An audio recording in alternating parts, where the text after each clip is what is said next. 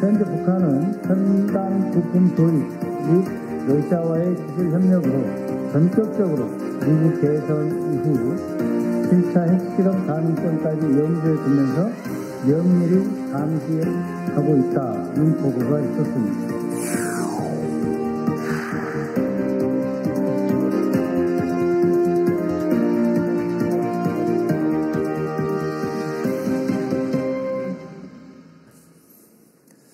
북한의 러시아 파병으로 한반도와 전 세계 안보가 위협받고 있습니다. 종합적이고 정확한 진단과 함께 대응 방안 마련이 중요한 때인데요. 국정원 출신의 안보 전략가이신 더불어민주당의 박선원 의원을 모시고 관련 말씀을 들어보겠습니다. 의원님 어서 오십시오. 반갑습니다. 안녕하십니까. 네. 반갑습니다. 방금 그 유영원 국민의힘 의원과 네. 인터뷰한 내용 잘 들으셨죠? 네, 들었습니다. 네네, 관련한 내용들을 먼저 여쭤보도록 하겠습니다.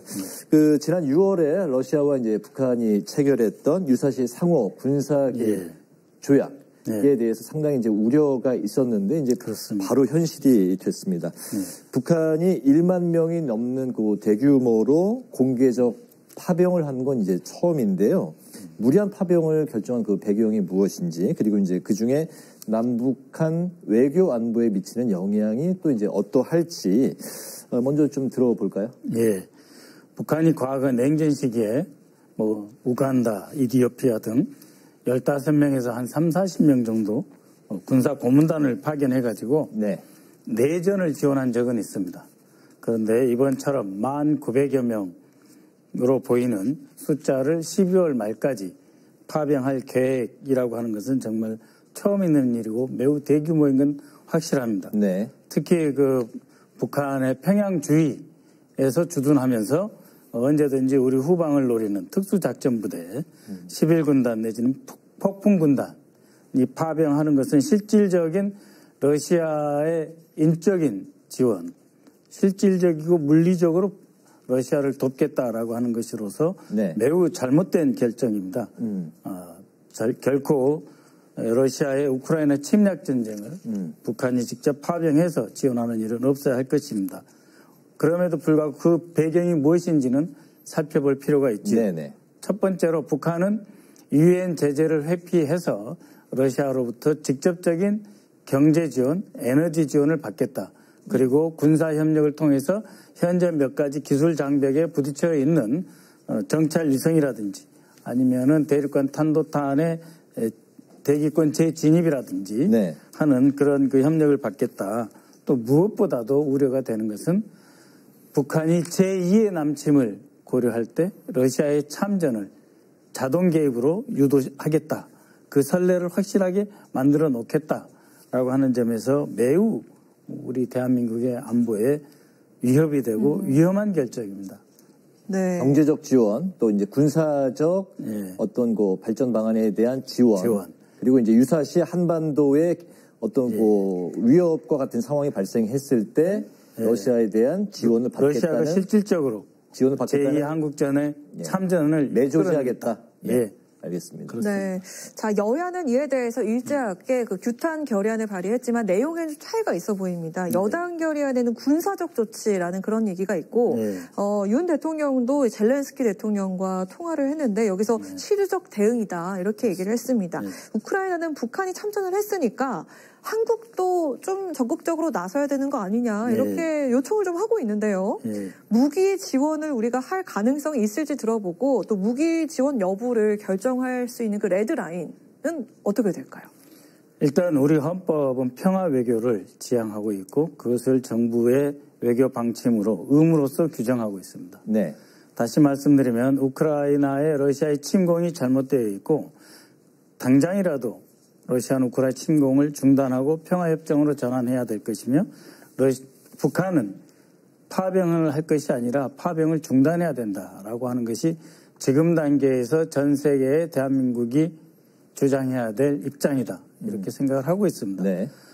언뜻 보면은 우크라이나하고 우리나라하고 매우 친밀한 것 같지만 현재 우리는 휴전 상태, 언제든지 전쟁이 일어날 상태에 있습니다. 그리고 우리나라에서 관리하는 전시 물자는 매 중요한 탄약, 포탄 비롯해서 하다못해 야포, 박격포, 전차, 헬기 수준까지 다 정해져 있어요. 네. 이것은 21분, 이것은 31분, 이것은 며칠 분 이상 보유해야 되는 것. 법으로 되어 있습니다. 네네. 그리고 여기서 5% 이상만 차이가 나도 그 잘못 관리한 군수당국, 우리 국방부의 군수당국은 처벌받게 되어 있습니다. 매우 엄격하게 군수물자를 관리하고 있는 것이죠.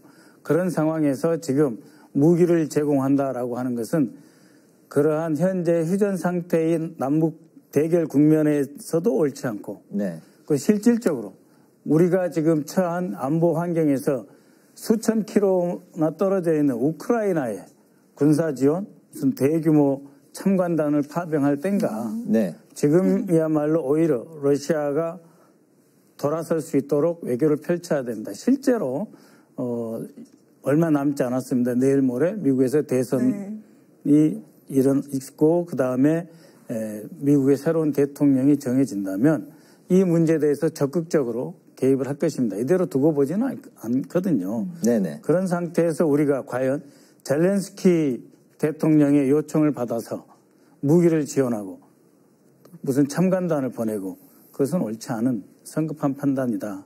위험하다 이렇게 보고 있습니다. 지금은 북한이 어디로 튈지 모르는 상황입니다. 파병을 하면서 동시에 ICBM을 시험 발사하지 않습니까? 네. 그런 상태에서 언제든지 우리에 대해서도 대남 도발도 있을 수 있는 상황이기 때문에 북한의 동태를 면밀히 파악하면서 한반도의 평화와 안전 기조를 확고히 유지하는 것이 우리 군 당국, 우리 안보 당국이 해야 될 최우선 과제라고 생각합니다. 우리가 현재 이제 앞으로 이제 더 이상 뭐 사용하지 않는 무기라고 하더라도 지원하는 건 옳지 않다. 그것도 우리 재고에 다 들어 있습니다. 네. 그 무기도 네. 현재 예를 들면 뭐 21분이다. 그러면 그게 한 5일분 이상 다 차지하고 있는 거예요. 네. 알겠습니다.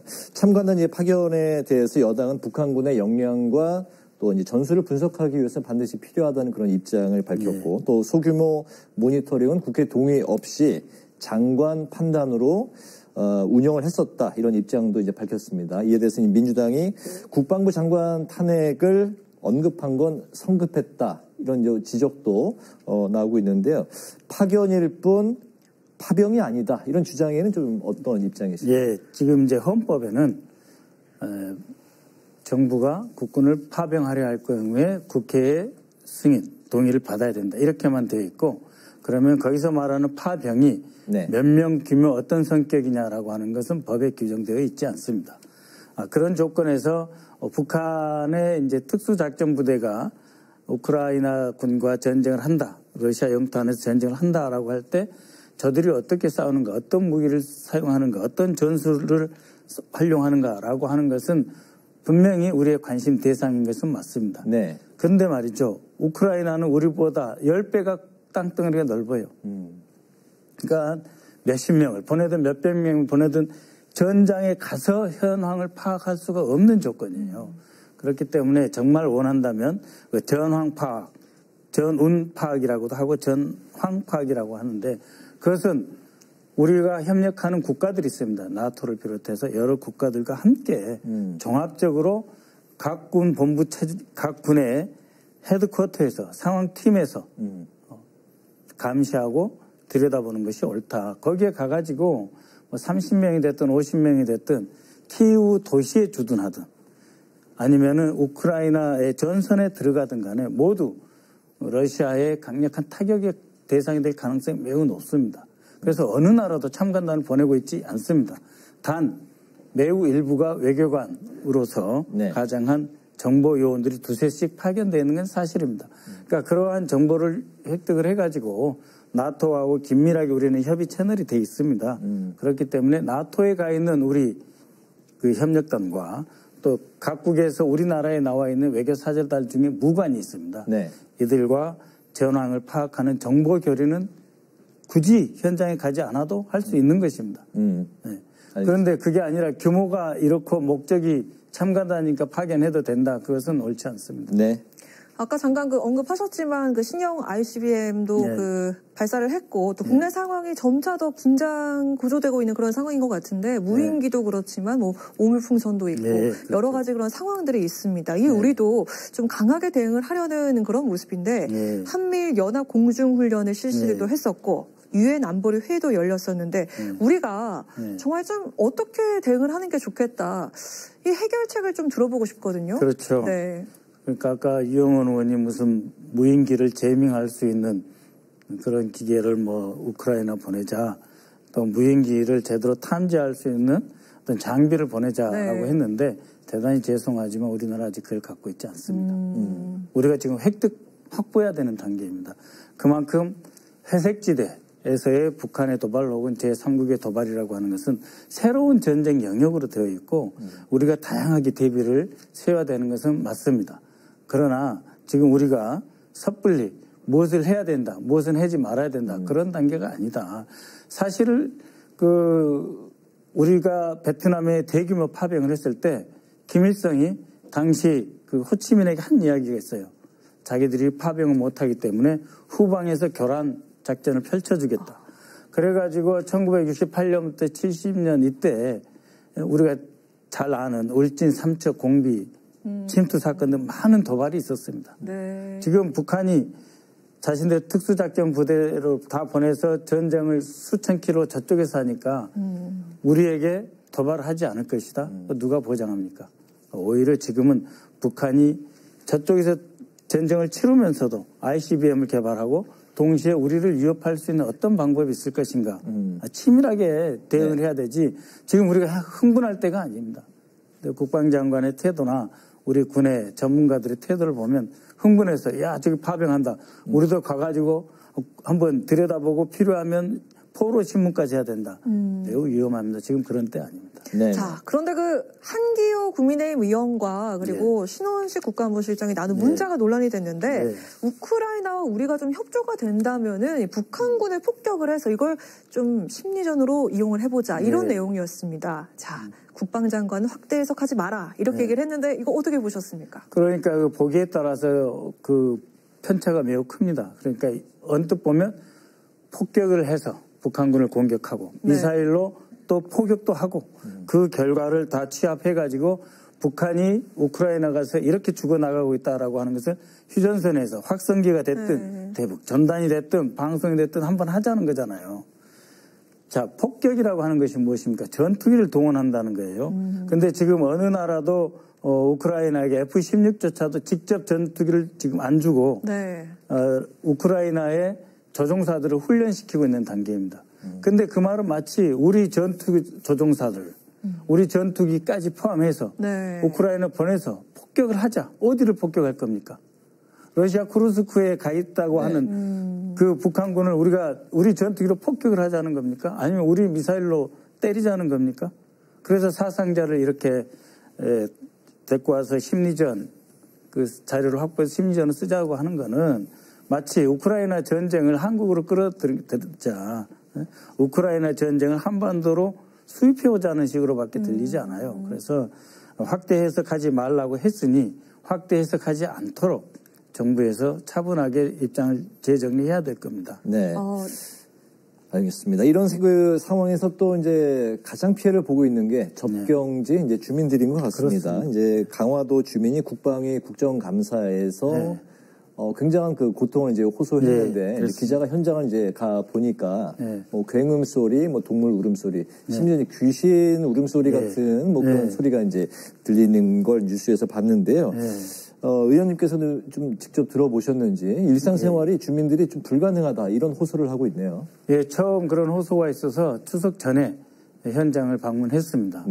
가서 이 주민들도 만나 뵙고 그 소리도 들어봤습니다. 정말 귀신 소리, 그 다음에 철근으로 이렇게 콘크리트 긁는 소리, 손톱으로 이렇게 칠판 긁는 소리 섞여져 가지고 하루에 아침부터 저녁까지 어쩔 때는 새벽 2, 3시까지 이걸 틀어요. 아주 나쁜 자들이죠.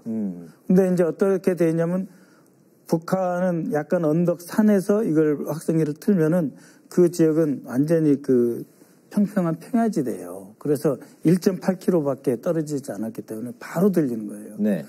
어쩔 때는 60데시벨, 어쩔 때는 80데시벨이라고 하니 우리 주민들의 고통이 얼마나 큰지 모릅니다. 그래서 이 강화도 주민들을 참고인으로 제가 모셨습니다. 그리고 실제로 그 녹음 일부 경음 소리도 네. 한 20여 초 틀어드렸어요. 국방 당국자들 높으신 분들도 들어야 된다 해서 틀어드렸는데 정말 이것은 있어서는 안 될 북한의 야비하고 잔인한 폭력입니다. 그러나 일단 이것을 고통을 받고 있는 우리 주민을 어떻게 보호할 것인가 해서 네. 일단은 주민들이 이제 자구책으로 나선 것입니다. 그래서 그곳에서 전단 뿌리지 말아라. 또 페트병에 쌀 담아가지고 송무도에서 예성강으로 보내는 거 그거 막고 있고 강화도 군수도 이번에 그걸 금지시키겠다라고 했습니다. 한번 두고 봐야죠. 국방부에서는 기조실장을 포함해서 합참까지 한번 가서 꼭 좀 들여다보시고 네. 주민들이 원하는 것 좀 들어주시길 바란다고 해놨습니다. 여러 가지 방안을 군도 검토하고 있다고 합니다. 그래서 조금 더 지금 기다려볼 상황이다. 지난달 24일 날 국회 국정감사, 종합감사에서 이 문제를 다시 한번 제기를 했기 때문에 주민들과 국방부 간에 좋은 어떤 해결책이 있길 바라고 저희도 계속 관심을 갖고 주시하고 있겠습니다. 네네. 네. 이렇게 안보 상황까지 알아봤고요. 정치권 안팎의 상황을 좀 들여다볼까요? 지금 전국의 상황도 경색되고 있는데요. 지난 주말에 대규모 장외 집회를 민주당이 열었습니다. 그리고 11월을 김여사 특검의 달 이렇게 규정을 했습니다. 그리고 한동훈 대표는 오늘 그 시정연설에 불참을 했던 그 윤 대통령을 향해서 대통령이 사과를 해야 한다. 그리고 김여사가 활동을 중단해야 한다. 특별감찰관 임명을 또 요구를 또 했죠. 한동훈 대표가 특별감찰관 요걸 간추시킨다면 그래도 특검 추진에는 좀 변동이 없을까요? 어떻게 전망하십니까? 예, 제가 이제 국가정보원 기조실장을 했는데 제 바로 앞에 이석수 기조실장이 있었어요. 그분이 이제 우병우 민정수석 있을 때 박근혜 대통령 청와대에서 특별감찰관을 하다가 고통받고 쫓겨나신 분이에요. 근데 그때만 해도 우병우 민정수석이 이석수 감찰관보다 3살 아래였어요. 네. 그런데도 안 됩니다. 지금 어떻습니까? 김주현 민정수석 대검 차장 지내신 분이고 지금 이제 2015년에 법무차관을 지내신 분이니까 지금 누가 와도 어느 변호사가 와도 거기서 활동할 수가 없어요. 그리고 지금 우리가 문제시하는 것은 대통령 되신 이후뿐만 아니라 그 이전까지 도이치모터스까지 다 수사하라는 거잖아요. 그거는 앞으로 있을 특별감찰관 활동의 대상이 아닙니다. 그렇기 때문에 한동훈 대표가 좋은 말씀하셨는데 인적 쇄신 그리고 활동 금지뿐만이 아니라 특검까지 나오시는 게 옳다. 그렇게 해서 확실하게 법대로 처리하는 게 맞다고 봅니다. 네네. 여당은 이재명 대표 사법 리스크에 공세 초점을 맞추고 있는 상황인데 이재명 대표 1심 선고가 이달 이제 11월 15일 그리고 25일로 예정이 되어 있습니다. 만약에 하나 이제 이재명 대표가 이제 1심에서 유죄 판결이 나온다면 대표 리더십에 이제 타격이 있을 걸로 좀 예상은 됩니다. 당내 지금 이와 관련한 분위기는 좀 어떻습니까? 간단히 말씀드리면 그런 일은 없다고 확신하고 있습니다. 왜냐하면 그 TV 토론 중에 김모 씨를 아느냐, 그것도 잘 아느냐라고 했을 때 내가 모른다라고 방어적으로 방어로서 답변을 한 것이지 상대 후보를 떨어뜨리기 위해서 허위사실을 유포한 것이 아닙니다. 그리고 또 하나의 사건도 위중교사라고 하는데 사실대로 말해달라라고 이야기를 했을 뿐이고 정작 그 말을 들은 분은 사실대로 말하지 않고 이재명 당시 그 변호사 시장 이때보다 오히려 불리한 증언을 했거든요. 그래서 위증 교사가 성립도 되지 않습니다. 그래서 우리 당 안에서는 일체 그 대표의 사법 리스크에 대해서 우려하고 있지 않다. 우리는 우리의 할 일을 정확하게 할 뿐이다. 라고 하는 게 당내 여론입니다. 무죄 판결이 나올 것이다. 1심에서 그렇게 예상을 하고 있다는 잘 아느냐 그래서 모른다고 했는데 그게 무슨 죄가 됩니까? 그리고 상대방에게 무슨 해가 됩니까? 네. 그렇습니다. 네, 자 그럼 마지막 질문 드려볼까 하는데요. 국정원 출신의 안보 전략가로서 국방위와 정보위에서 활약을 하고 계십니다. 군사 안보 관련한 그런 분야뿐 아니라 민생 법안도 좀 발의를 하셨더라고요. 그리고 또 인천 부평 지역에서 해결을 기다리고 있는 현안들 많이 있습니다. 네, 지역구죠. 네, 많이 있을 것 같습니다. 입법과 지역구 활동에서 특별히 좀 챙기고 싶은 부분들 어떤 것이 있습니까? 제가 정보위 간사하면서 동시에 국방위원회를 하고 있습니다. 잘 아시다시피 인천에서 부평하면 한때 굉장히 좋았던 영화를 누렸던 곳입니다. 근데 지금은 구도심이다 해가지고 새로운 투자도 안 일어나고 도무지 좋은 일이 많이 없습니다. 그런데 딱 한 가지가 있어요. 뭐냐면 국방부가 갖고 있는 땅, 부지를 반환하게 되어 있는 것이죠. 그게 그 좁은 도심에서 30만 평이 됩니다. 그 두 군데 제3보급단하고 그다음에 이제 캠프 마켓이라고 하는 그 두 군데 땅을 국방부로부터 가능하면 좋은 가격에 이것도 사와야 됩니다.